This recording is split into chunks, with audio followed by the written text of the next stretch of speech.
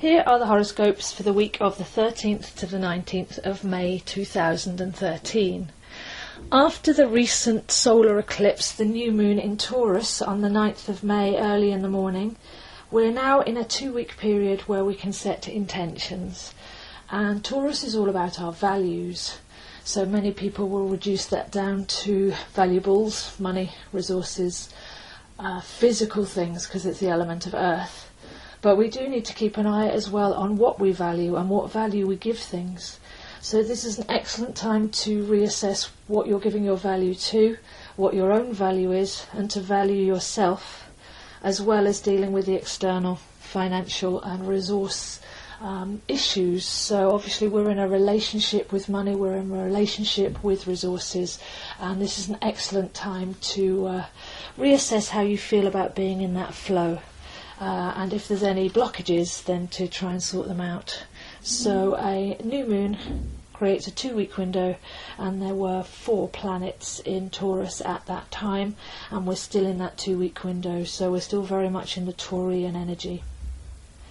There aren't actually very many planets doing very much this week, so the only real thing that we're seeing on the surface level is Mercury goes from Taurus to Gemini on Thursday.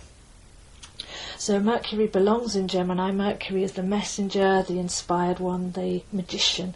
Mercury changes shape from solid to liquid and back again. And Mercury, the planet, spins very quickly, orbits very quickly around the Sun, so it's given a very quick aspect, fleet-footed, with wings on its heels.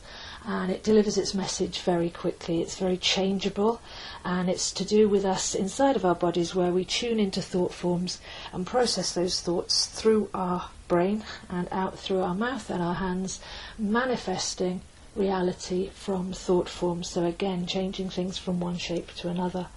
So when Mercury goes into Gemini on Thursday, which is where it belongs, our thoughts will speed up, our inspirations may come in flashes, we may want to move quicker or act very quickly upon ideas, whereas Mercury's transit through Taurus has had us slowing down and reassessing our values and going a little bit deeper. So with Mercury going into Gemini, we're looking at how our mind works as well. You may become more aware of your thoughts and what story they're telling you. And if you don't like that story, then to begin to change it and tune into a different thought form. So it's all about the mind, inspiration, magic, and how we actually have the power to tune in and create from wherever we like. But if we let the mind be the master and run the show, then we'll be dealing with the fear brain mostly, and it'll be fear-based thoughts and blockages that will be running your life. So we can take this opportunity, it's only 3 or 4 weeks, while Mercury is in its home sign of Gemini, to actually take control of the mind, become the master of the mind, watch our thoughts, change our thoughts, and see our reality change around us.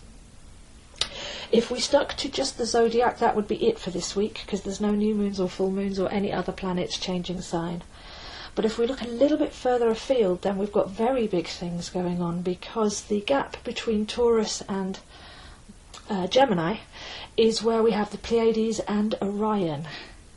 And this is a very big space in the sky. It's said that this space between Taurus and Gemini was the silver gateway where souls came in on the Milky Way through into our realm, and then the opposite gateway between Scorpio and Sagittarius, the golden gateway where souls left.